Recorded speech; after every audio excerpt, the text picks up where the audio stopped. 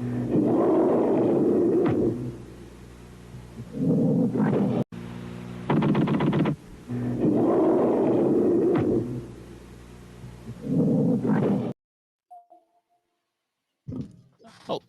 Hello, everybody. hello. Welcome to another episode of the Motor Metrics podcast here at TigersMLReport.com. I am Rogelio. Alongside me is Uper. Chris should be along shortly, and you can find us on iTunes, Spotify, or wherever you listen to podcasts. Over on X, Twitter, at MCM Baseball Pod, and we're part of the Believe Network. So please make sure that you leave us a review. Let us know what you think. And I mixed, by the way, programming note, there will be an episode. There'll be 2 episodes this week. I'll load the mailbag from Minor League Report into this week's episode. I've been working both, and I've been working quite a bit. And so I felt a little bit of burnout. Not burnout necessarily. It's been kind of hectic around here. So I apologize about that, but there'll be 2 episodes. There'll be this week's episode and our mailbag one. And we're also going to be probably dropping a podcast based off the international signing. So more on that. So before we I want to give a big, huge thank you to Stan for a donation. Thank you. And thank you. So if you are 100%. Interested in donating, there's our PayPal link you can donate to. We also have our donate to, we have this right here. We have this as well. So please donate to the Minor League Report, and we have our GoFundMe as well. So I'll put that link up in there shortly as well. But before we get to all the stuff, this week, the NFL playoffs, the Lions are heading to your Green Bay Packers heading to San Francisco.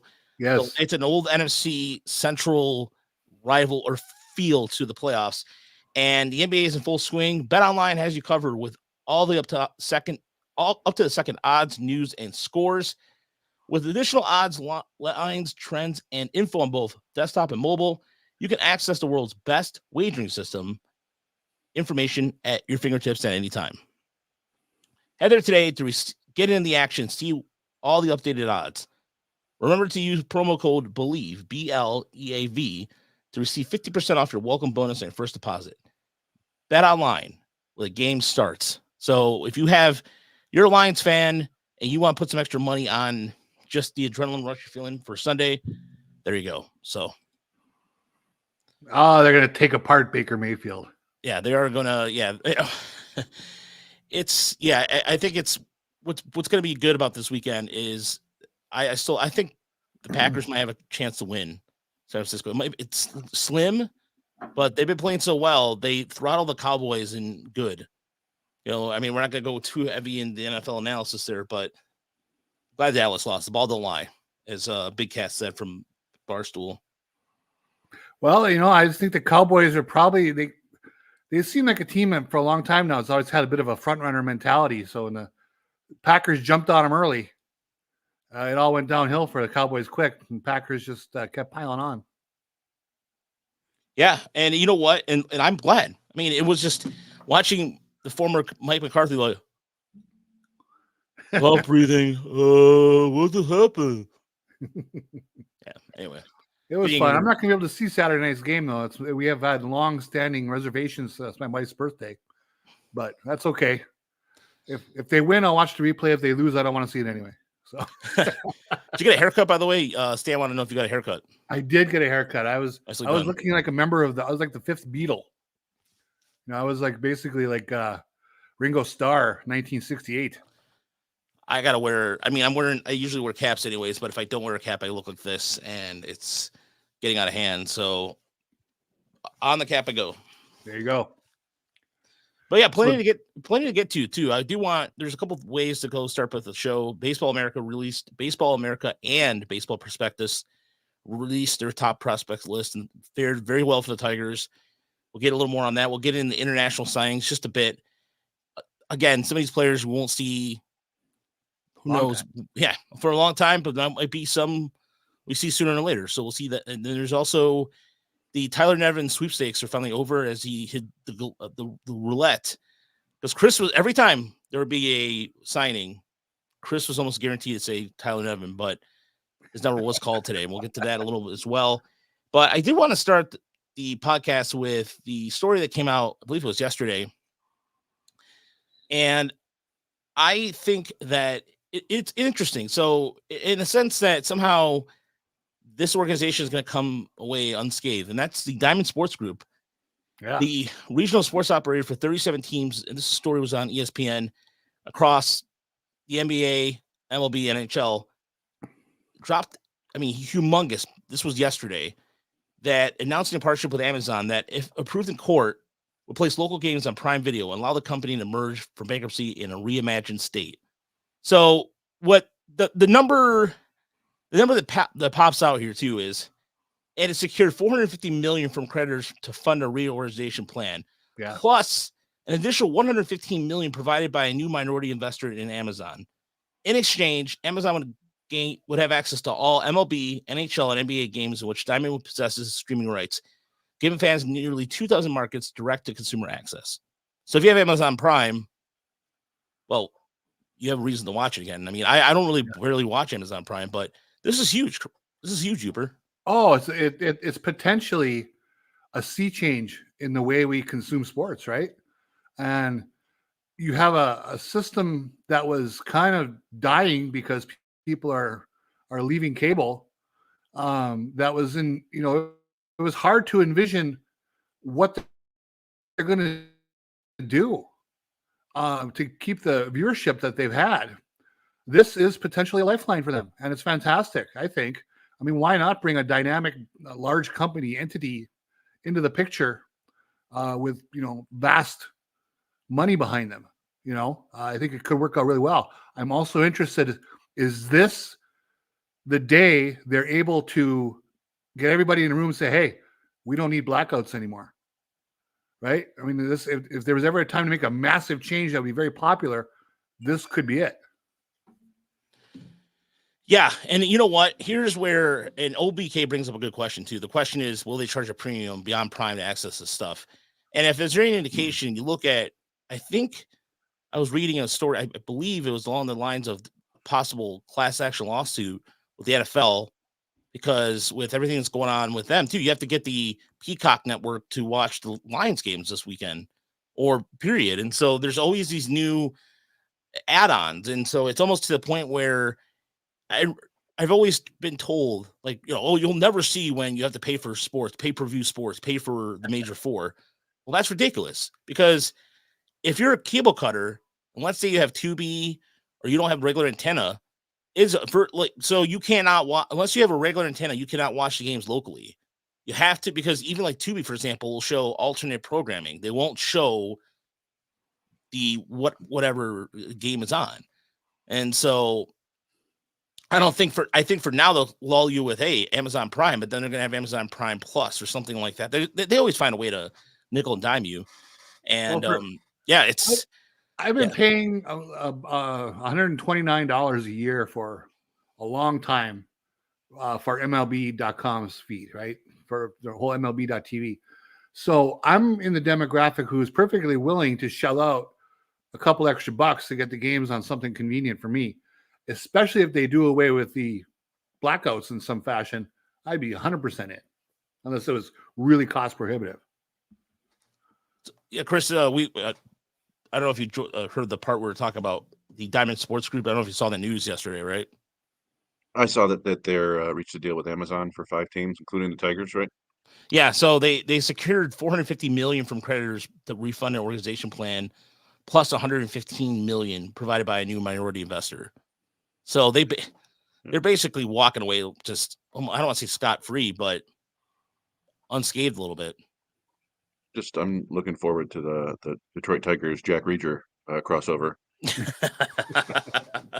Give me some of that Amazon Prime content.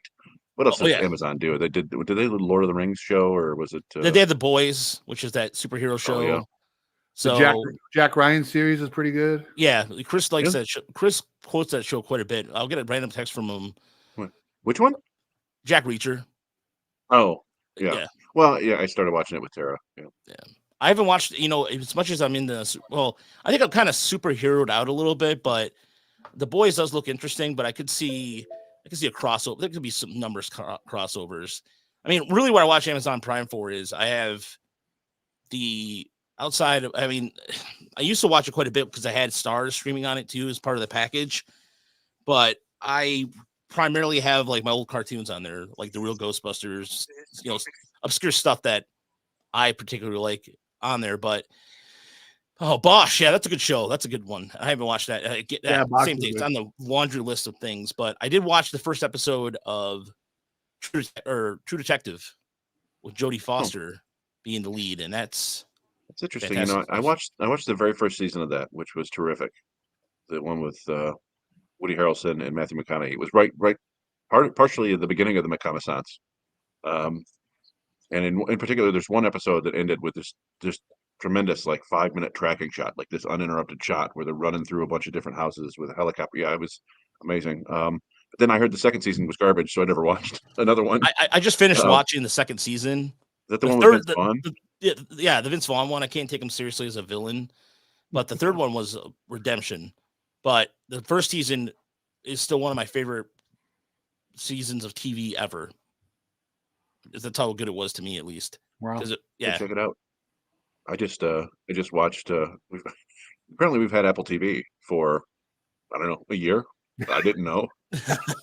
My wife had been watching. So she watched all of Ted Lasso by herself, and so I went back and watched Ted Lasso, which I enjoyed. Although I felt it was a little bit too long. Episodes were an hour and 15 minutes. It's come on, all right, cut it out. Knock it off. Then I watched Severance, which is kind of fun. It was very slow, but did you watch all of it? Yeah. I got to I thought there was season. I was like, all right, I'm ready for the next episode. Nope. I'm like, no. I was ready for season 2, and then, but I really loved Shrinking. I thought that show was outstanding. The one with Jason Segel and Harrison Ford. I've been wanting to watch that too. We'll have to talk about that off air. But did you like Severance though? That's one of my. Yeah, I did. I found it to be really slow at first. I actually fell asleep during several of the episodes. I think it was deliberately like that. And then the final 2 episodes were very I was like, oh, let's go.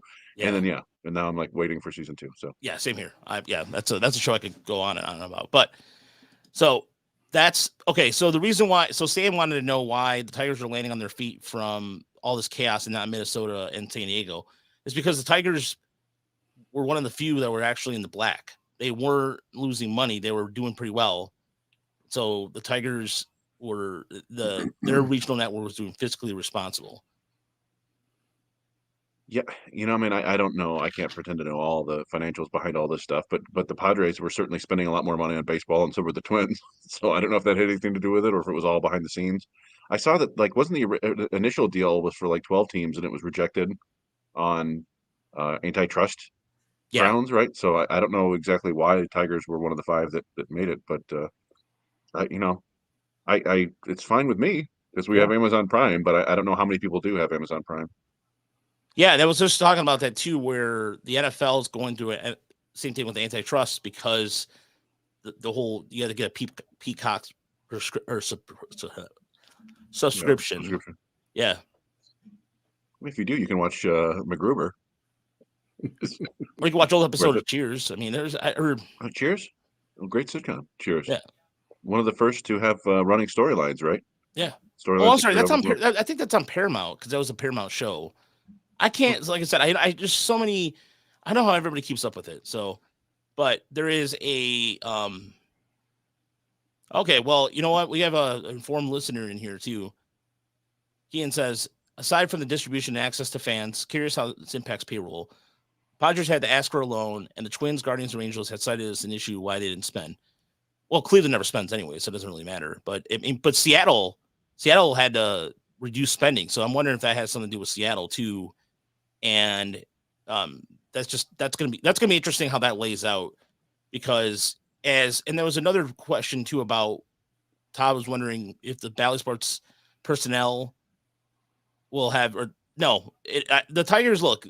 In judging, there's gonna be a couple announcements in the next couple weeks to look out for when it comes to broadcasting, and the Tigers have good plans for it. That's all I'm gonna say, and I think there's just gonna be a lot of. They've done their homework with what they're doing. I mean, with Jason Benetti coming in and Dan Dickerson, they're gonna have it. The Tigers are gonna set themselves up well. They have the final call, and of course, Mr. Illich signs off on everything. So, I actually heard that verbatim from somebody today. So, Mm. but you know, it's going to be, you know, so cheer. Yeah. I was mentioning, Cheers is, yeah, thank you, Matt. I was going to say, they all blend together after a while. Some of these streaming services, I don't even like right now. I've been watching I'm trying to blank all of a sudden. Watching old episodes of Star Trek Voyager, which I don't know why I'm doing that because it's boring. Voyager's bad. I'm sorry. Out all the Star Trek, that's I can't. I'm you know, ugh. So, but yeah. Jason Benetti works for the Tigers. He was hired by the Tigers. Yep. Valley's a wholly, completely different thing. Oh, by the way, he had a tweet the other night where he won the Illinois Broadcasting Award, and he tweeted out something like, "Well, this is awkward." There's something to that effect. So, you know, he's a fun Twitter follow. If people aren't already following him on Twitter, he also, you know, responds to stuff from other sports. He was excited about what he saw in the Lions game. He was like, I can't wait to, you know, announce in this town. And it was, you know, it's cool, a way to endear himself to the fan. So before the podcast, I was playing a little bit of the newest Detroit Tiger who joined the 40-man roster, because as I mentioned, Chris, you were been predicting the Tyler Nevin when this was going to be, when he was going to go, because the bell tolls. And today his bell was tolled.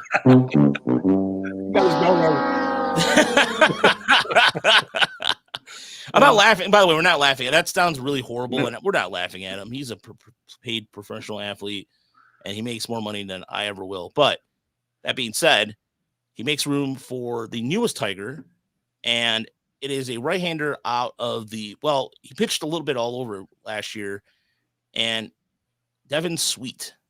Now that's a 70 grade name right there. Right off the bat, right? Yes, it is. There's a name. So I'm posting his right now. If you're watching us on YouTube, I posted it earlier, and then I'm going to post a little bit of his stuff here. This is later in the season. This is his last appearance before he got called up. And yeah, throws a nice changeup. I think the Tigers, this is a good bullpen move. And I think the Tigers, for the most part, it was mentioning how much they spent this offseason with everything. It's about, I think, $62 million. That's another good fastball. I think the Tigers I think we're going to see what they're going to have at third bases, whoever's on the roster currently right now, because it's January 18th, rather.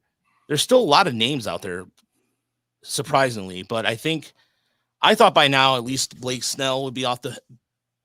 I got that Chris Rodriguez footage coming. Don't you worry, Deadly Ninja Bees. I got that coming up too. But it's interesting where MLB's kind of come to a standstill when it comes to moves. It's been really kind of quiet. And again, Jordan Montgomery's still out there. There's still names out there, but I think the Tigers might be done. But I like this pickup here, guys. I don't know if you guys watched him pitch at all or anything, but it seems like an arm that they can work with. Well, when you just look at the numbers, I mean, that's all I know from him on. But he's the type of guy that if he's on the market, every team should be in play of stockpiling arms in the offseason, just on the off chance one turns into Tyler Holton, right? And the Tigers had one last year. Doesn't mean this guy will be even close to that, but you know, you take some of the people off the scrap heap, and every once in a while you find a nugget that really works for you. Yeah, I'm kind of to the point now where I just trust the Tigers pitching development brain trust. If they go after a guy, I'm assuming that there's some stuff there that they can really work with that they like, and just kind of digging in.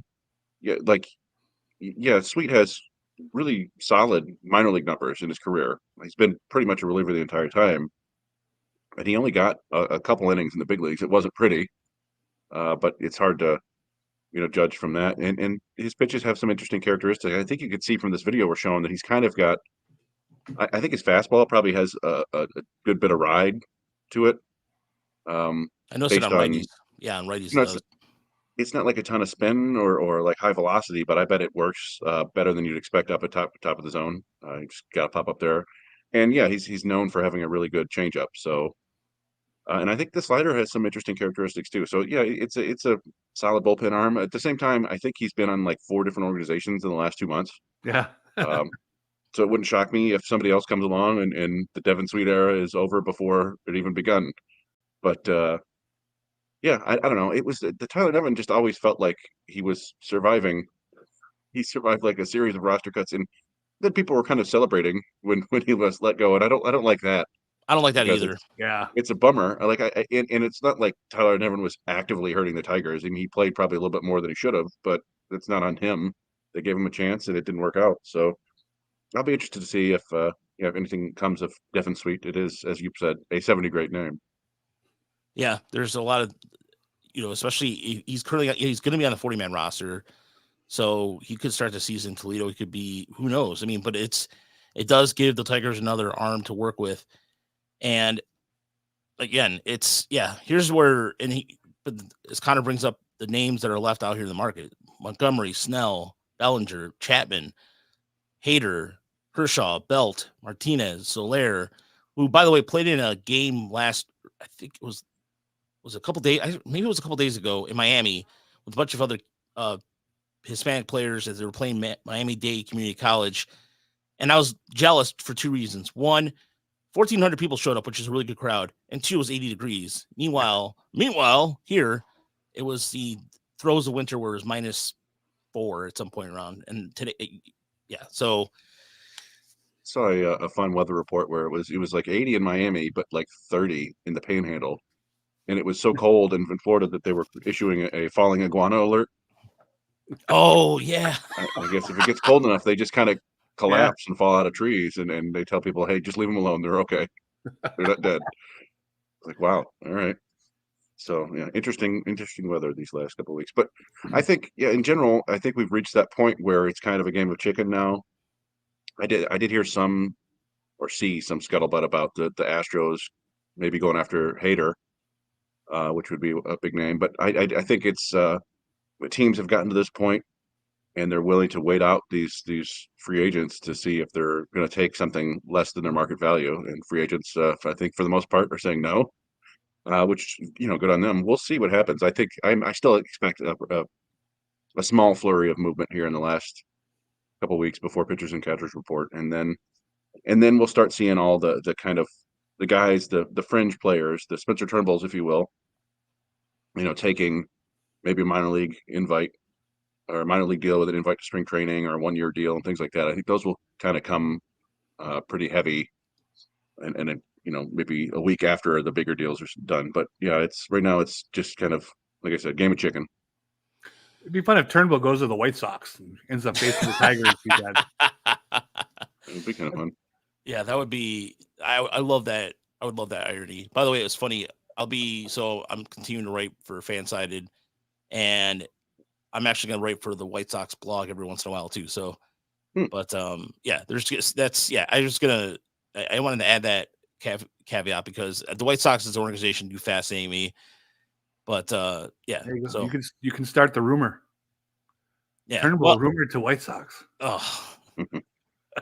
I mean, it's so funny too. Like, you think that with all these teams that quote unquote need pitching, that you would expect some sort of activity, and it hasn't been the case. So I don't know. It's Stan wanting to know about all these. I think it's a little bit of a humongous game of chicken, as Chris said, but it's also I don't remember this being. I don't know. I'm trying to not do like remember when, but it seems like this is one of the later off seasons where we don't see this. There's kind of like a glut of second tier free agents, right? They're not, with the exception, if you want to say Snell and Hader, right? These are kind of that next tier of guys. I mean, these aren't Corey Seagers and that kind of thing. So I don't know. Our teams just thinking they can develop their own guy and they don't need to go that route, or are these guys? I'm sure they're all going to get deals, but they're just not being pursued. It's very interesting.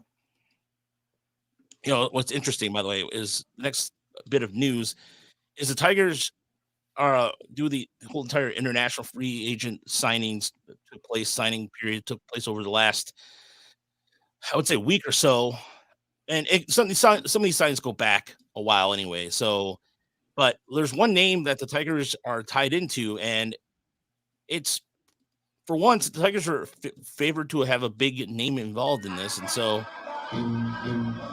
I'm not sure if you guys can hear I got 5 on it, so I have to mute that because I don't want the YouTube people. Yeah, I can hear it. Okay. All right. Well, I'll mute that. But yeah, this is Chris Rodriguez, who looks like a beast. Video, by the way, courtesy of Tigers Turmoil, who, if it wasn't for them this week, I think, because we haven't had really, I mean, in terms of keeping up on stuff, props to those guys for doing a good job with this. But yeah, this kid looks really good. Again, this is just against local competition, but for his size, for his age, yeah, something to get excited for. Can I say the dumbest thing we'll say all night? What's that? That looks like Ronald Acuna to me. That's that follow through, man.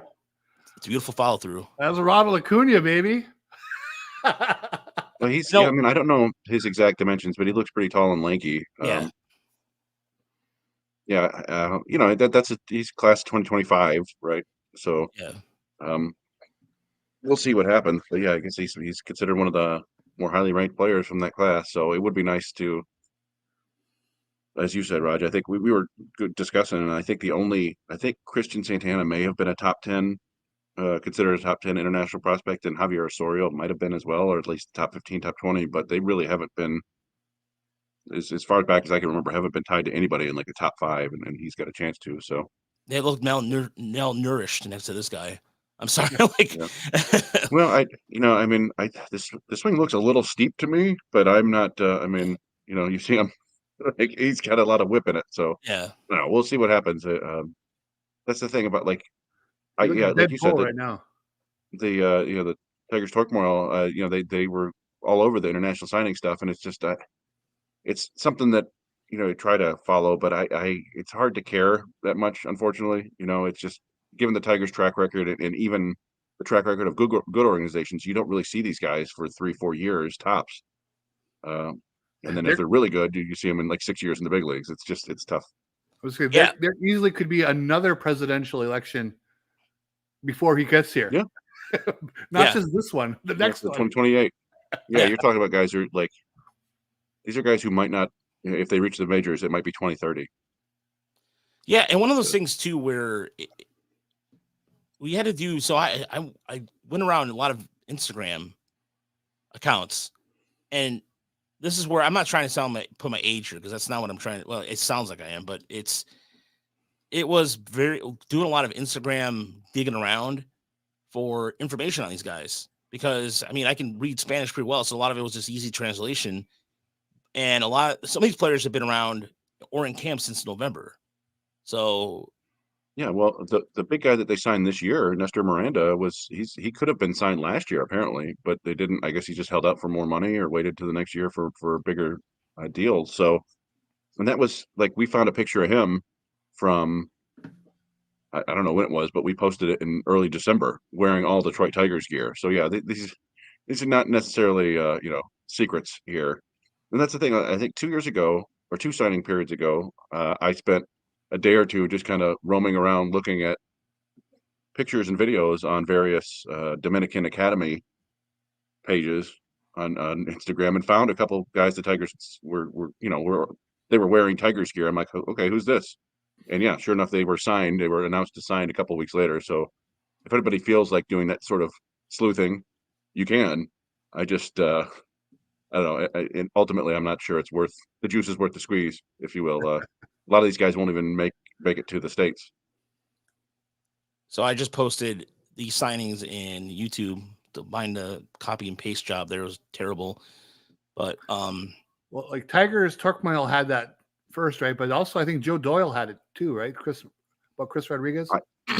Yeah, I mean, they mentioned it before he did, and then he, I think, mentioned and had video and said, hey, he also added the fact that he's one of the top, considered one of the top players in 2025. So yeah, that's good on them, local guys. So I don't know. I mean, it's exciting, obviously, but like I go back to we're waiting. This is like year 6 of Adenso Reyes and Jose De La Cruz, who were like the big signings. Roberto Campos, we've been up and down on him. He's still, considered a pretty good prospect. Christian Santana is coming off 2 straight years where he hasn't hit for any average at all. So it's just hard to get excited about these guys who haven't even played yet.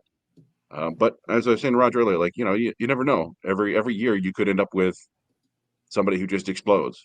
You mentioned Acuna. He was not a huge signing. Fernando Tatis Jr. was not a huge signing. He was like the 30th ranked player. A lot of these guys didn't get huge bonuses. They just kind of, who is it? Yuri Perez came from nowhere. Yeah. And is in the big leagues at 19 or 20, and just sometimes you just got to get lucky. It's kind of wild that the Tigers haven't gotten lucky. Yeah. In like 20 years. I mean, the only real success they had on the international front was like a small 5-6 year period there from like 2007 to 2013 or so, when they ended up getting Suarez and Adames and Garcia and Soto. Hernan Perez. But Yeah. but only Hernan Perez, but only, I mean, Soto was the only one who did anything for the Tigers. So I don't know. Yeah, and I give a lot of credit to the best scout the Tigers ever had internationally. That's Ramon Pena, all those players, majority of those players you just mentioned have Pena's name all over it. He also signed like Higginson. He signed Bobby Higginson too. Fun fact. Yeah, so there is a lot of guys who, I mean, you owe a lot of the credit to. He also, I think, there was another Willie Castro for the Indians. Yeah, Josh Jurgens, I'm not sure.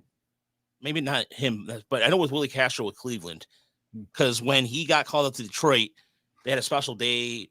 He was in town and they did something for him. I can't remember exactly what it was, but Ramon Pena is a G. So if you want to know how the Tigers got really well internationally, thank Ramon Pena, because that guy deserves the tip of the cap. And we have a friend of the show, Eddie Bajak, who's giving us some really good data that we're going to be dropping on here. So about the Tigers' history with international signings, what have you. So it's going to be, I think, yeah. I mean, there's some interesting stories. There's Armando Lau, who is the first Chinese Venezuelan. Is that correct? Yeah. And a fascinating story. That was another one that like really sad. His father was killed in a riot, I believe. I mean, he's a catcher, but they signed him for $300,000, I think. Yeah. Yep. I don't know. I mean, you pull for a guy like that, right? Just because of the background, but all these guys probably have some rough backgrounds. It's, life's not necessarily great in most parts of Venezuela and the Dominican Republic. Yeah, the Tigers also signed an Australian. Yeah, Australian, Jack Bushel, who it just seems like it's funny because does seem like a very Australian name. Jack Bushel, like just very. From and then there's another one too. A kid I like too was the Ronald Ramirez signing too. There was a signing from Cuba too. There was that wasn't announced, but I think we put something out there on Twitter about it. Or no, I'm sorry, he signed back in November. So there's a infielder prospect too. Well, if that was back in November, that would have been part of last year's signing class, I guess. Which is one of those things that they can sign all the way from now until December 15th, I think, till a month before the next year's signing class. So we may see somebody sign in July that they like and want to give $15,000 to, or maybe they have $50,000 left. I don't know, but I think 17 guys overall they took this time.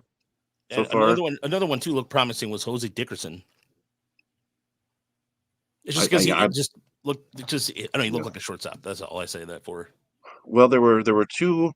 Baseball America did, I think, a ranking of 100, but they do their rankings based on bonuses given out now, rather than like, hey, this is who we think is the most talented. Just because I think both ways are probably just as random. Mm-hmm. It's funny. There's a couple times I've seen Lynn Henning, and we like Lynn Henning around here. He does many things, and one of the things he's very good at is getting Tigers fans to talk and argue about stuff. And nobody really cares about this. He's made this point a couple times, but I was like, I want to write about that. He's talked about how if the international draft had been in place over these last 10 years, the Tigers would be much farther along in their rebuild. And I don't think that's true at all. I think, I mean, it's possible that if, the way it's structured right now is there are like 4 different tiers for how much money teams have to give to the international prospects. And I think if they had an international draft, it would probably be more like the regular draft, where the team picking first has significantly more money than the team picking like 10th, and then much more than 20th and so forth. But I went back and looked at all the players. You know, on MLB Pipeline has international player rankings too, going back, I don't know, 10, 12, 15 years. And you can go back and look at the players they had ranked at every spot where the Tigers would be drafting, and none of them became anything. Like the number one player in the year that they took Casey Mize, the number one international guy was Victor Mesa, who's been a huge bust. Yeah. And so, you know, it'd be nice to have those picks and have that money, but it ultimately still comes down to scouting and development and getting lucky. And so, yeah, I don't know, but I thought I should dig into that some more and write about it, but nobody else seemed to care that much. I care. I've done some. I did a couple articles on the international draft classes before and the lack of Tiger success, and the Tigers have been able to be competitive without much real wins there, if you will. I mean, outside of Omar Infante, Roberto, I was thinking Roberto Clemente for something else. Ramon Santiago. It's been, and even when you talk about the pitchers too, where the Tigers for a while were just getting nothing but big relievers that were able to contribute. Then yeah, it is the reason why I think these international kids, you see them, they're kids.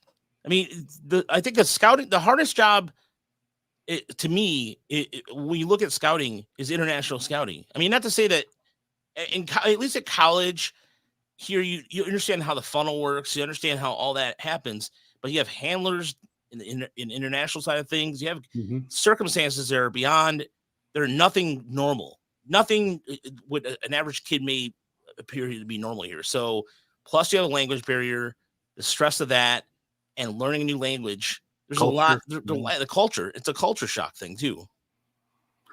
And, you know, I do think. Go ahead. I was just saying that the one other aspect of it is you got to be able to play that game, I think. And I don't know if the Tigers are willing or capable of doing that. Like, there's a reason, like the number one player in each of the last two classes has gone to San Diego.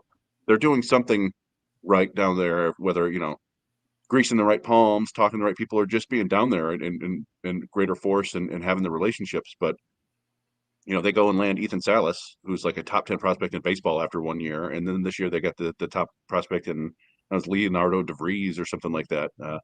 So you got to do that too. And maybe the Tigers are starting to do that with this, you know, Chris Rodriguez kid. That would be a nice sign, but we'll see. We have to wait another year to find out where he ranks. Well, you know, the thing is, with the international draft, again, it all comes down to saving money for the owners, right? They will pay these kids way less money. I think they're on the international market. They are far better off being able to market themselves and get the best deal they can from the team they want to go to. And I think one thing that has always been a cautionary tale to me is when they folded Puerto Rico into the MLB draft, it really put a hurting on amateur baseball in Puerto Rico. They turned out far fewer players now than they did prior to that. And it's because teams took their academies out of there, by and large, because they didn't want to develop players for other teams, basically, who get drafted away from them, and which makes total sense, really. So that's why I've always been a little worried about the international draft. I mean, will these Dominican academies dry up? That kind of thing, you know? So I think they really got to be careful what they do. But again, if they do implement the international draft, it's solely to save money, in my opinion. Yeah, well, and they already got a huge concession from the Players Union 2 CBAs ago, right? When they instituted the hard slotting system. Before that, it used to be the Wild West in international spinning. It was great. Yeah. I mean, it wasn't great for the Tigers because they didn't participate, but the Dodgers would spend $75-80 million a year and pay huge taxes to go out and sign all the big names they could. And God bless those teenagers from Venezuela who put the money in their pocket. Fantastic, you know. I mean, talk about life-changing money for these kids. Like all of these deals are pretty much life-changing money for them. So, yeah, it's great. But yeah, and unfortunately, because we've seen it time and time again, these guys are not parts of any union yet. Their rights and whatever their futures are basically bargained for by the MLB Players Union and the owners. They just, you know, use them as trade, bargaining chips, and players are happy to give away some of their rights to get, you know, we used to talk about an extra seat on the bus or whatever. Yeah. I think things have maybe getting better over the last couple of years with the minor league union and stuff, but still, it's not ideal, and I don't think an international draft is going to really help all that much. Yeah, I don't think so either. And I mean, there was a good point that brought up about labor too, about in terms of labor costs and all that. I mean, for example, the reason why the Washington Senators were so ahead of the international game back then is because a lot of those players were cheap, and Clark Griffin was a notorious cheapskate. So, yeah, and Michael makes a good point here. They also get the managers out of the system, take a piece and pump the kids with drugs. The handlers, yeah, the whole handler situation, so messed up. Buscones, right? Was going to be. It's going The thing is, though, Buscones. you're still. I mean, Major League Baseball is trying to get down there and trying to. These are all Major League Baseball affiliated events and stuff like that. But you're still seeing kids. These kids go off to academies at 9, 10, 11 years old to basically start their internship or their apprenticeship to becoming professional baseball players. So I don't know. I don't think the draft is necessarily going to help that much. It may create more of a base level for the sort of what kind of standards they want for the academies themselves. Like, hey, you need to have this amount of learning and this amount of training and this kind of nutrition and stuff. But I don't think it's ever going to be terribly beneficial to the kids down there overall. No, and again, I mean, this is the last international thing we'll get into. There's a couple of questions in there.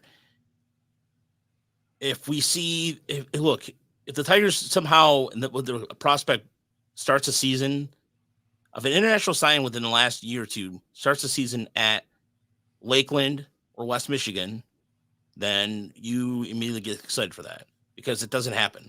That doesn't happen very often.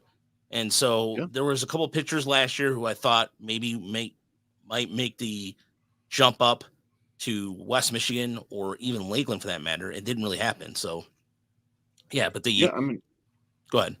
Well, we saw Carlos Marcano 2 years ago start in Lakeland as an 18-year-old and stay there all year. And then he repeated last year as a 19-year-old. And he'd probably go back this year as a 20-year-old, but that's still good. And Christian Santana 2 years ago started in Lakeland. And then Roberto Campos moved up to West Michigan last year as a 20-year-old. So, yeah, I think we're assuming that Josue Briseño is going to start in Lakeland this year because he had an awfully good professional debut and got a taste of A ball and seemed to do well. So that's kind of the latest guy we're slightly, optimistic about, but it takes more than, I've seen it before. Basically, I've seen the success in the complex league and then it not translate to a full season ball. So we'll have to wait and see. So speaking of prospects, we continue on real quick. In Baseball America's Top 100. Last year, the Tigers had one prospect in the top 100. This year, they have 4.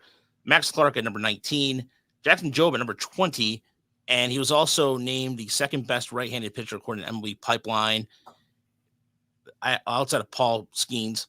Number 28 was Colt Keith, and coming in at number 81 was Jace Young. So in terms of we'll get the Baseball Prospectus top 100. Chris, do you have that on there available? I'll pull it up real quick. They had 5 in the Baseball Prospectus top 100. Roughly the same. Yeah. Saying something. But, either in terms of like first team, all MLB team, and did not make the top 100 prospect list. Malloy was named to the all minor league team, second team, and wasn't on the list. You know what? I expect Kevin McGonigal. By the way, Tyler was talking about Kevin McGonigal being some list had him at top 100. I mean, he's the top to me by the end of spring. It's gonna be quicker than that. He showed it a lot to me last year.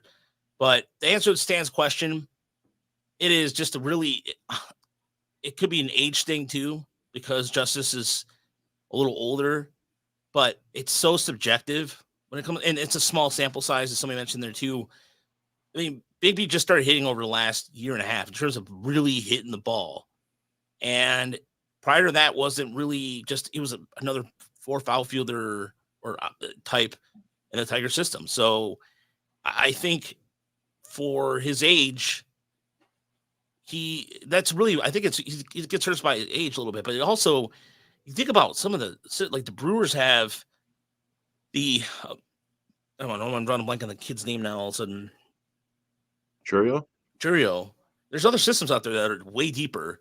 and they have some talent. So, look, look, I'll take 4 in this or Baseball Prospectus case, 5 prospects in the top 100.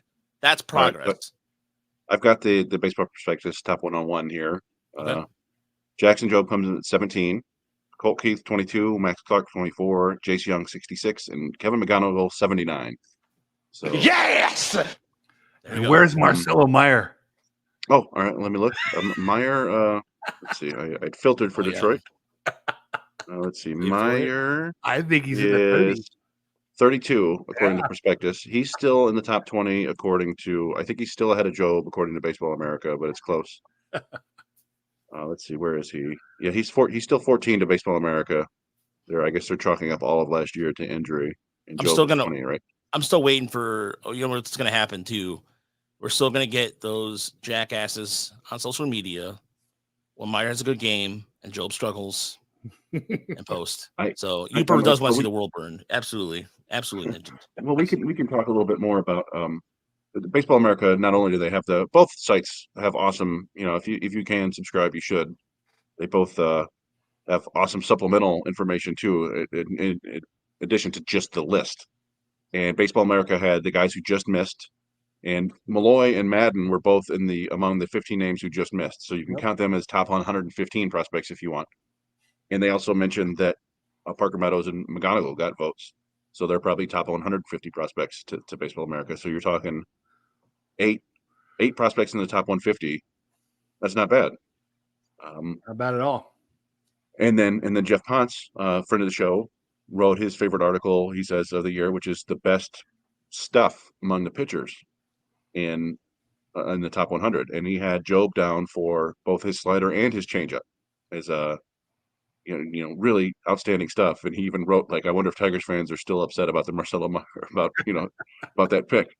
And yeah, it's wild because, as we point out, Jobe sits 96, 97, will touch 98, and his fastball is his third best pitch, possibly his fourth if you really like his cutter. So yeah, I mean, there's a lot to be excited about there. You just got to keep him healthy and get him to the big leagues. How about that?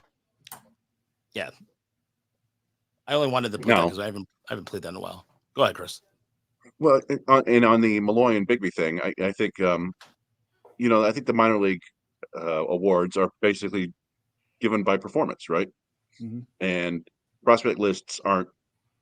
Performance matters, but a lot of it is more about tools and projection too. So, and some of it is Wyatt Langford probably would have been an outfielder if he had been able to play the entire season, but he wasn't. He was drafted and then had a monster 35, 40 games or whatever. But I think Bigby is just outside. When we talked to JJ Cooper, I think he said he's just outside the Tigers' top 10, so he's probably somewhere in the top 12, 14.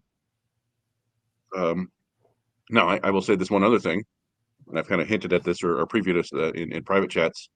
The other day we were talking about, I got to thinking that Bigby and Malloy and Kerry Carpenter are all sort of similar as kind of fringy defenders in a corner outfield, but they all also have one kind of borderline unique elite skill as offensive players.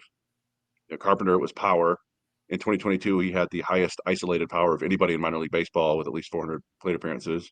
And with Bigby, it's hitting for average. He was second or third in all of minor league baseball in terms of average last year. And with Malloy, it's on base skills. Mm-hmm. And so I just was getting curious, and I'm in the middle of a research project now. I'm kind of wondering which one of those is best to have. Which one of those elite skills in the minors translates best to the big leagues? And so I'm working on that. I don't know how long it's going to take me. I'm going through about 1,200 names right now. But early on, oddly enough, and this is kind of counterintuitive to me, that the walk rate guys do not do well, unfortunately. So that might not be great news from Malloy. There are a lot of guys throughout the last 20 years who walk at a 15, 20% clip and get to the majors and can't hit at all. So I don't know. It'll be interesting to see how that eventually comes out. Not everybody's Kevin Youkilis, right? Yeah, there's a lot of Keelik Ioues and guys like that some of the names would crack you up. You're like, oh, wow, I kind of remember that guy. And I think people were excited just because he walked and then he couldn't hit it all. I was like, oh, yeah, maybe that's why he walked so much. Maybe Michael Gerber comes to mind. Cal Org comes to mind when it comes to that too. Well, no, those guys never walked. these are guys who walk all the time, and it's like that's like their only skill. Why I thought that Kel Orr didn't walk all the time. No, Cale Org, that was his main thing, is he couldn't hit. He was a Oh, that's what it was. He fast, was he couldn't hit. So he's fast, powerful, great defender, couldn't stop striking out or hit. So, but anyway, yeah. But anyway, so a couple other things too. I just wanted to get to as far as the prospect side of things go. We just released these 60-second minor league overviews over our YouTube channel on the minor league side, so YouTube Shorts. So we'll have Dylan Smith coming out. We're going to have Seth Stevenson. There's going to be a couple others who are dropping. So expect a flurry of that this weekend. But as far as the rest of the MLB news is concerned, kind of looking around, there's been rumors about the Astros and Josh Hader has been tied. The MLB has been, by the way, MLB Network's been putting out these top 10 lists. And I think, and Chris said it the best, and you, bro, I want to get your thoughts about this too. They are really, I think they're just trolling. They're trolling the fans for opinion. So, for example, on second baseman, Albies. Aldi's. Yeah, I was going to say Aldi's too. Ozzy Aldi's was not rated as one of the top second basemen. Really? I mean, how the mighty have fallen. Not in the top 10. Say that to anybody. Say it to somebody. You know, MLB Network it's great to have it. Okay, I'm happy it's there, and I've enjoyed at times watching it when they have certain people on. But you know, I'm convinced to this day a lot of the ex-players they have are good names, but they don't know a ton. I mean, more than a lot of people. They were excellent ball players. That doesn't mean they know everything. And some of the producers that put together some of their lists, it's been laughable over the years. That's not the first time something really weird has happened. And again, they do good work too. I mean, some of the, when they have Jim Callis on, or those kind of guys covering the draft and a few other things, it's great.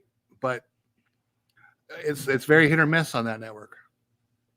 Yeah, and Mike Petriello, I think, kind of does his own to coincide, and those are obviously tend to be very good because he's thoughtful and good at this stuff. But I do, yeah, my contention, I don't know if it's necessarily trolling, but I think, like, if you put out like a great top 10 list, which is not that hard, come on now, I don't think it gets talked about as much as if as a list that leaves out a very obvious candidate. People go, what the hell? And then suddenly they share it and everybody's looking and they share, and then MLB just laughs in the corner. I think it's content. Yeah, I mean, it'd be funny if all the lists have some sort of influence by Harold Reynolds, because you can tell. Yeah, it's just like best second baseman in the '80s. Well, of course I'm on there. I mean, because I was. But it's. I don't really. The only person that really bothers me when they speak a lot is Harold Reynolds, because sometimes it's just he doesn't do any prep. It's just a good old boy. Like it's like just kind of, I don't know. It's just, I'm stuttering over. Right. He thinks he's right, but also he thinks he's right continually. Here's what I think it is too about Harold Reynolds that drives me nuts watching him sometimes is not doing. Well, he mentioned not doing his homework. It's almost like he's watching a different game. Like, where did you pull that opinion from? And that's where sometimes I just go, what? If you're interviewing a player, you should do a little. I mean, he does barely any prep, unless he gets a sheet thrown at him right second. Like, he will have a preconceived notion, I think, and no matter what has happened during that game that they're talking about, he will bend his opinion toward his preconceived. He won't deviate off of that ever. So he will just stick with it. And that's fine. Yeah, well, and I always say that my old saying is, and Harold is perfect for this: seldom right, but never uncertain. Right? He's not right too often, but he's damn sure he's right. No, I enjoy like when Pedro Martinez is on there. It's always really fun. It Yes. gets. I don't know if have you seen the clip where he just straight up swears and says the umpires don't know what they're doing. Yeah, it's fantastic. Yeah, that's when it gets. When Pedro's on there, it gets, you get some glimpses of like the NBA on TNT, right? Like with the chemistry and the fun stuff that they have there. But yeah, for the most part, it's kind of empty suits. I don't know. And I still like to this day, I don't understand why they don't dedicate like a 2-hour block on Sundays or Saturdays to minor league highlights or games. You know, they show some occasionally, but they should be a weekly show with minor league highlights, pumping up their prospects. Not that hard. I'll do it. Yeah, and they do that instead of showing The Naked Gun, or they show these random movies every Sunday night. It's like Mr. 3000. It's like, come on, get out of here. You show some minor league stuff. Yeah, I'm expecting Leonard Ghost Dad, or either like a Bill Cosby movie at some point, like Leonard Part 6 or something that happened. And Tyler makes a good point too that I completely forgot about, which is when he was on Baseball Tonight, he was good on Baseball Tonight. He was, but also I think it's because, and I give a lot of credit to really ESPN's Carl Ravitch. Carl Ravitch is one of the best. Oh yeah. And Carl Ravitch, he's like the Stockton to Malone. He can make you look good no matter what. So, look at Jed online. Look at that Jed UK. There was a good decade there, or decade plus, 15 years maybe even, where Baseball Tonight was like to go to. Before MLB Network, I would watch Baseball Tonight every night. No Same question. here. And it'd be Peter Gammons, when he was still relatively spry. Yeah, it was the place to go for highlights in baseball. And things change. And I thought Harold Reynolds, did he get let go by ESPN because of like a sexual harassment claim? I thought that there was some it's not great. Couple lawsuits Remember there. And then they also had or they ended up with Steve Phillips because of the sexual harassment at the Mets, I believe, right? Yeah. So no, baseball guys. Stan is correct in terms of why questions about prospects still in the minors, but they can do highlights. I mean, they're doing a showcase coming up. There's nothing wrong with doing like a highlight show, because if they did a highlight show, you can literally like they have those highlight shows where they'll have some, I forgot the host's name. There's been a couple of various females hosts that does it where it just shows highlights. You can do the same thing. You can do that literally what we do on Twitter, just the best of kind of exactly. thing. And except there are 5 times as many games every night in the minors, so you're gonna have you could fill an hour every week with just highlight clips from all over minor league baseball. It would be a little bit tough to produce, but people would tweet at you all the time, right? And be like, hey, look at it, check out this play. I mean, we see the Whitecaps do it, we see Erie do it, like, hey, that's a Sports Center top 10 nominee, and oftentimes they get in there. So Lockhart's played in Akron. I saw that play live. The diving catch and the double play. Yeah, that was one of when I was watching the game happen. The person I was watching the game with were just like, what? Just I couldn't believe it. I mean, with the people in the Stando and Deadly Ninja Bees, they're talking about the baseball doesn't want to pump these guys up or whatever, but they have like the prospect shows for them. They're not pretending to not know about these guys. They have shows. They televise the draft. They do all this, and then they just kind of leave them alone. It's I don't know, it just feels like a missed opportunity to me. I'm sure that I'm in a niche here that I actually care that much about minor league baseball. I'm sure a lot of baseball fans don't, but I think there's enough people who do that they would like that. So that's just my 2 cents on that. Dead. This is the garbage you give me. That's what they do. They play a lot of Mad Dog, downplaying the prospects. But Connor, thank you for the kind words. So, although I do have a question for the people in the audience, and I'll ask Jed this question too, because Jed's in the UK. So Premier League is going on right now, soccer across the world. I'm curious, are the U18, like for example, in international countries, U18 teams get significant coverage. Here, it's barely noticeable. So I'm kind of weird. I'm just kind of curious in other sports. I mean, the G League is one thing, but the G League gets some props in the NBA. NFL, there's not really. I mean, it's college football, so that's basically it on that. But as far as, I mean, junior hockey to me is big. I mean, in certain markets, and you promoted not so much the AHL thing, but I think MLB is not playing it right. So I don't know. I think there's, because the way the game, maybe before when the prospect game wasn't as, I guess, big time stars coming out quicker, but you're getting younger and better. Yeah, I soccer / football, I think is just a completely different animal altogether. Where especially when you have like promotion and relegation. What was it? Was it Leicester City that went from the second league to the Championship League, and then a couple years later made it to the Premier League, and then won the whole damn thing, which is great. Like that's nuts. So that sort of stuff, and you just have these teams that are these little communities that are dedicated to teams no matter what, and they have a chance. They theoretically could, if everything goes right, get promoted, and that'd be awesome if the Mud Hens, could get promoted to the big leagues. But it just doesn't work that way. I went to when I was in London. There wasn't, it was off season, but I got to see a game at the Queens Park Rangers, I think it's called QPR. Oh, really? That's awesome. It was a game between Nigeria and Jamaica for the Unity Cup, and then a fight broke out. Just like a borderline riot. It was pretty fun. But yeah, so it's just a different animal over there. But I don't know, just some coverage, right? Some minor league coverage. It's a lot better now than it was 20 years ago, right? Where you said Roger used to read the paper just to see that's all you could find, and the internet wasn't around. But it just feels like it's a missed opportunity, I think, for Major League Baseball.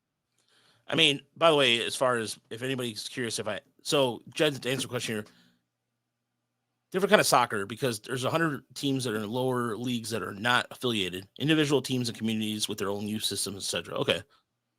But by the way, I'm a big fan of the Wandering Wolves. That's my team because Is that Wolverhampton? No, who is that? Yeah, that's Wolverhampton. Yeah, yeah, correct. I didn't want to pick a front runner team. I wanted a team that I love, and I love I love Wolves logos, whatever. I love their jersey scheme. It's cool yellow and black. So I picked Newcastle back in the 90s because I like the beer. Nice. But then I've never really paid much attention. And I think they're actually solid now because they got a bunch of Saudi money, I think.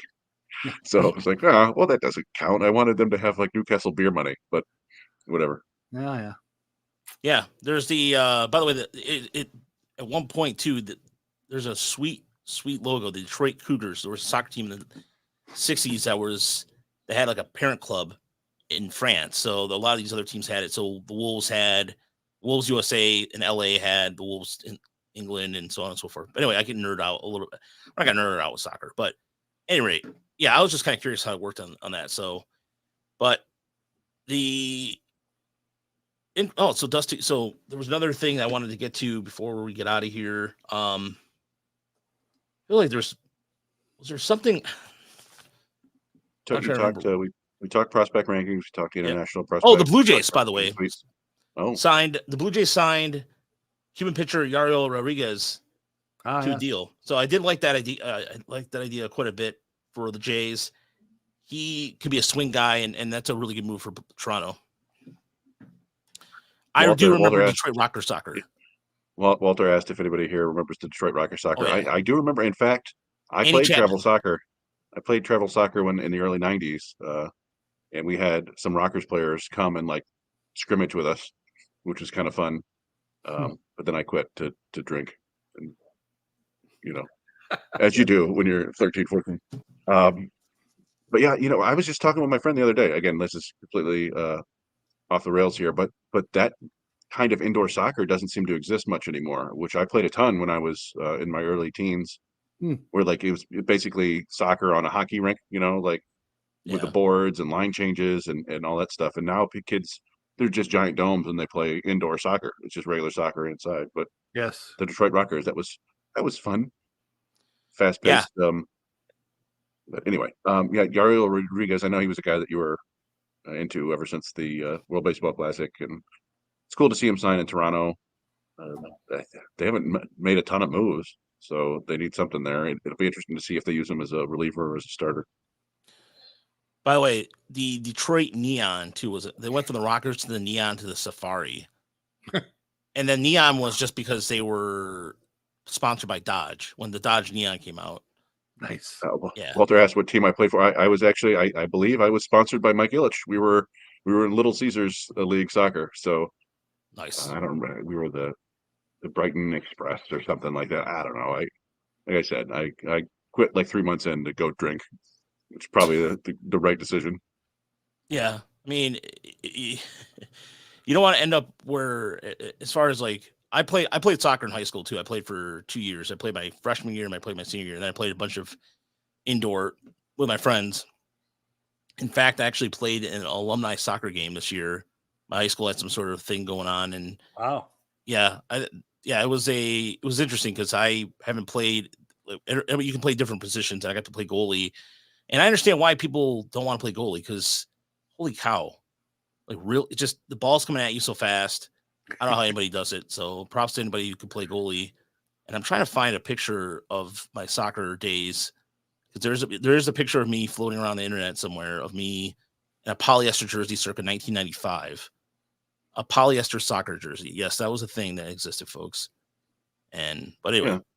No, Jet said every American I've ever spoken to has played some kind of soccer, but it's never really took off over there. The other 4 sports just too popular. I think that's largely it. I think like youth soccer is crazy popular over here, but I also don't think, I don't know, maybe that's not true. There's a lot of travel soccer at a young age and stuff like that, and I think that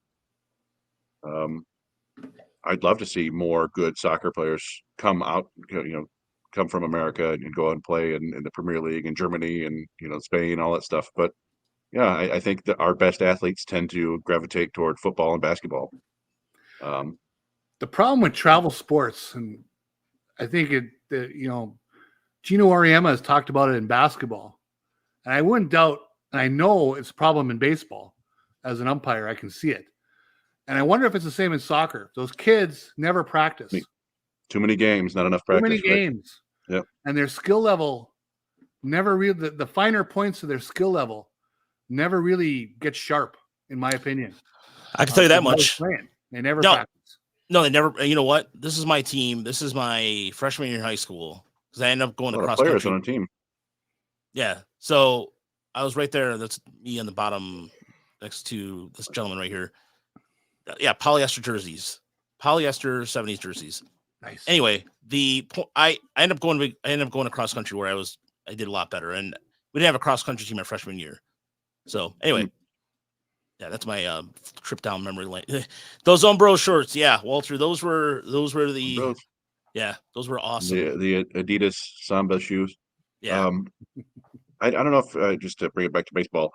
I don't know if anybody saw Mike Petriello did a nice article about Tarik Skubal like 5-6 days ago, actually, at this point now, about him being possibly the best pitcher in baseball, which was kind of fun. But I didn't see it get like a lot of traction online. So if you're interested in reading that, you should, because he goes through, it's not news to Tigers fans really, but he goes through and points out that, how good all his underlying data was, and how dominant he could be this year. Really, what do we need from him, right? Longevity. I mean, we just need him to be healthy and stick around, and 28, 30 starts, and see what he has. Yeah, I mean, it's the one thing that's encouraging me before we get out of here is the Tigers. I will say this, that if the Tigers have done one thing over the last few seasons, has proven with their pitching development, that whatever the rotation is going to be, it's going to be somewhat serviceable. And as long as they have arms they can work with like that. And so I'm not saying they're going to turn every arm into a 2-WAR player or whatever or just a contributor. But yeah, if you can stay standing and not, like when Skubal's fastball, when he can go north to south, it's the thing of beauty, because it really, to me, when he can attack the zone north to south using that between the changeup and his fastball and his slider, it's masterclass. And the Tigers haven't really had a lefty like that in my lifetime that I can remember, just to go up like that. So if you can go out there and, this is the last year, enjoy the arbitration $2 million salary, folks, because if he goes back out there and does what Jed said, which is put a sub-3 ERA up there, the Tigers are going to win the Central pretty easily with that. Well, we've had a little bit of fun here and there speculating about trading Skubal and what you get. mainly because he's the only big talent who would be really super duper marketable, right? But I'm not anxious to see them trade him by any stretch. I've never been that. It's more than fun. I am really just, again, I'll pound it down. Can he give them 180 innings plus? And can he, have that kind of production that we saw last year? It's really all that's left to see from him. We know the skill is there, and he's so fun to watch. To me, that's probably in the top 3 things for this season, right? Does Tarik Skubal become a legit ace, and is within the realm of possibility?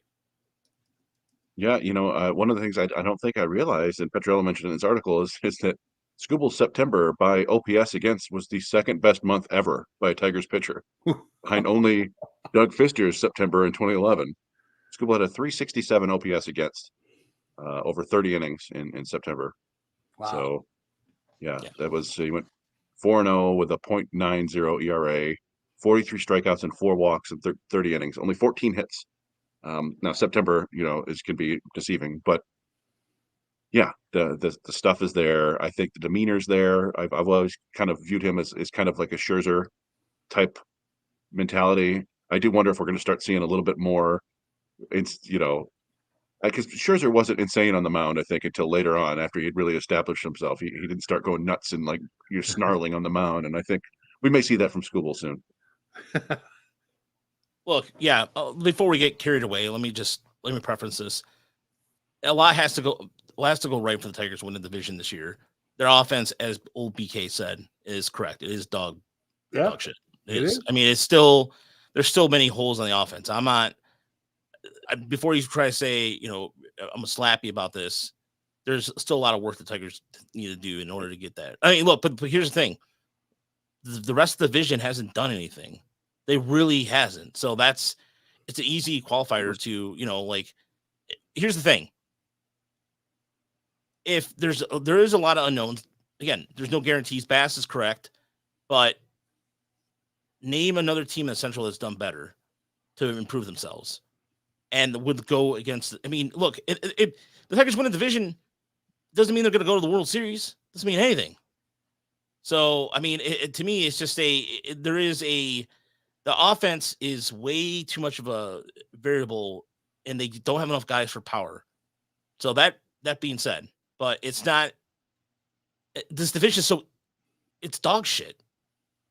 Division's dog shit. Sorry. I mean, there's no other way to sugarcoat it. And the White Sox could still very conceivably move Dylan Cease, and the Guardians could very conceivably move Bieber. I mean, it could get weaker. Yeah. It does.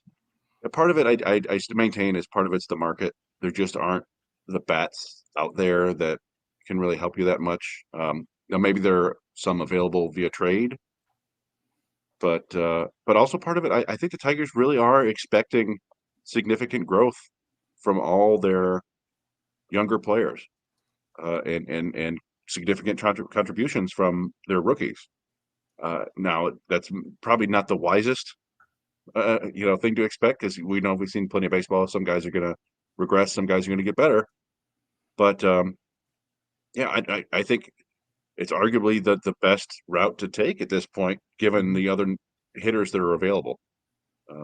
And we talked about this ad nauseum. I think really it's like they're not going to make any other big additions to their offense. Certainly not in free agency, because there aren't really any big additions to make. I don't think they're on Cody Bellinger. I don't think we've talked about JD Martinez. I don't think that's a possibility or a probability. So Lair is out there. Youps. My guy. Suggestion for a while back. I wouldn't hate it, but it just doesn't seem like their plan. So no, it does not. Absolutely agree. It'd be stunning right now if they made a move at that level. They're more likely to get another guy on the McKinstry level. Yeah, I agree.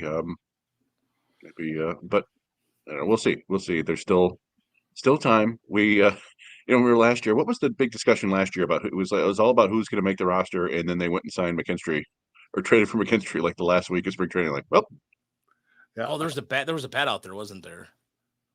I don't remember. It was like we were all trying to figure out who was going to make the roster. Like it was, I don't remember who it was, but in the end, it was none of them. It was McKinstry. So, yeah, and it wouldn't shock me at all if we see that sort of thing again, where somebody is forced out of one situation because they don't have playing time, and the Tigers take advantage and make a small trade. Hernandez was that the second baseman? Was it Cesar Hernandez? Is that right? That sound for Yeah, they cut him. Remember, he got cut in camp. yeah, good call. Yeah, that was right because he was in camp when I got there. And speaking of spring training, by the way, so Yeah, that was from Stan. Stan yeah, pointed out it was Hernandez. So yeah, their spring training schedule did come out too as well, and that's the pitchers and catchers report. I believe on the first game for the Tigers is the 24th of February against the Yankees, and pitchers and catchers report around that. I believe around the 19th on that. So we plan on being out there. So we're trying to divide the again with the donation. The donations coming in. If we continue to get those, they'll be great. I'm actually going to drive from Detroit to Lakeland, and that's what I'm gonna do. And Chris is gonna head down there at some point, but I found a place to stay and all that. So now I'm just gonna get down there, and of course, the more donations, the better. And the car's gonna get a lot of miles this year. So like the car, I'm getting the car all springed up, if you will, just doing all the inspections, stuff like that. And I'll be driving solo to Lakeland in February. So we'll see how that goes. we'll stop Be at the fun. Grand Ole Opry.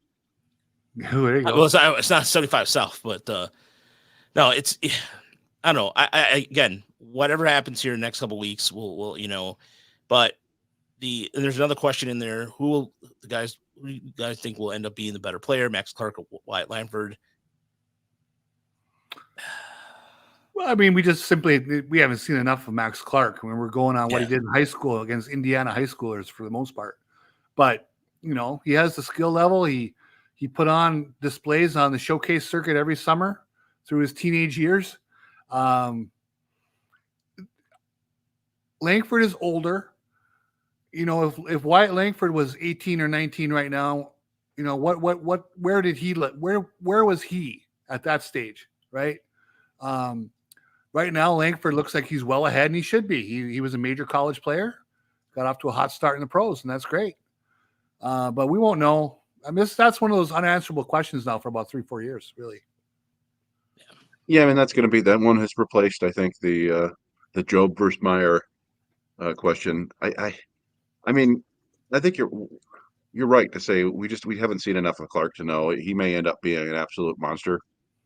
But based on what Wyatt Langford did in his pro debut, boy, he was awfully good.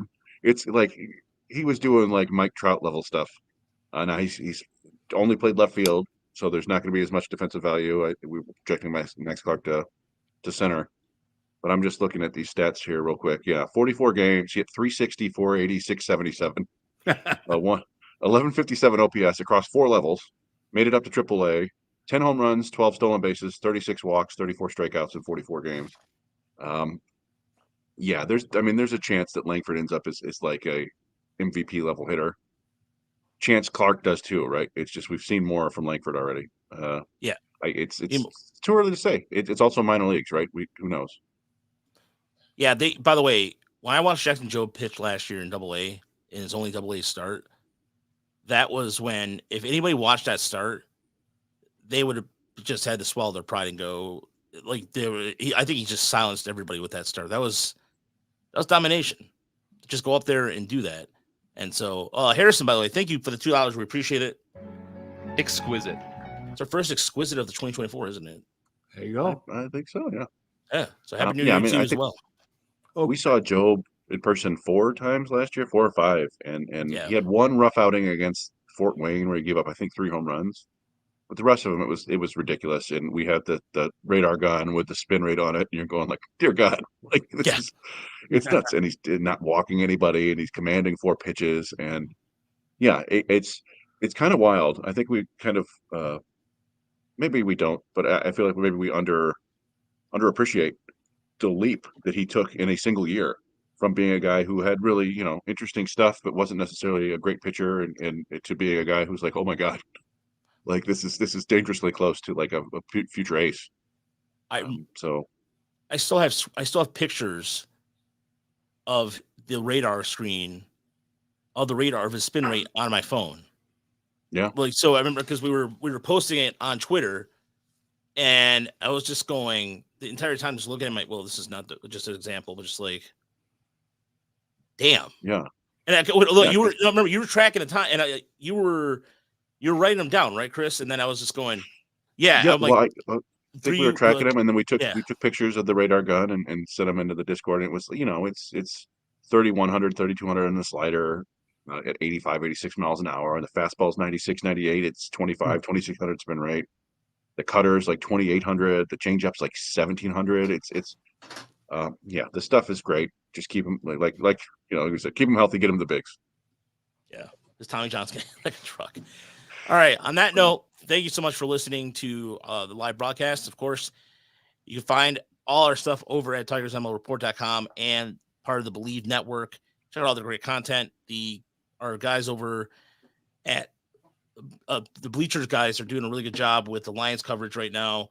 So our friends over at Bleachers, the speakers, they're doing God's work because they're also covering up the Pistons, and that's a brutal watch. And so, that's seriously, but the Lions stuff's been great. Again, thank you for the donation, Stan. You're the man. Thank you so much. And if there's a link again on the fundraiser site, so if you want to help us just help us for cost and everything, there's a PayPal link and link out right here. We appreciate it. And yeah, there's exciting times in the Motor City. Wings are doing well. The Lions are playing this Sunday, and Uper's Green Bay Packers are doing well. Hey, go Packers. Yeah, go Packers. Man. And it'd go be Lions. pretty sweet. It's interesting. Favre in the playoffs had the 49ers number, but he could never beat the Cowboys. Rodgers could beat the Cowboys, but he could never beat the 49ers. Now Love, hey, he took out the Cowboys. Maybe he can do it to both. We'll see. If we have a great look, I'm gonna I'll make a bet with you guys right now. I'll make a bet for everybody. Oh, by the way, I'm shipping out shirts and everything in the Ty Cobb giveaway tomorrow. So just a heads up on that. But I'll wager with you, Uper, here. If the Lions and Packers meet in the NFC Championship, I will wear some sort of Packer gear, or like some sort of Packer gear throughout the podcast. Sure. Sounds good. Something we gotta, yeah. I'll wear some Detroit gear. Yeah. Oh, wait, yeah. There we go. Do that. There's something. I just wear. Yeah. We'll figure out the wages. But I have a lot of Detroit gear. It's not Lions, but yes, I'll figure something out. That'd be good. All you need is love. Let's hope they meet. That'd be amazing. That'd be fun. On that pun, we're out of here. Thank you guys. Have a good night.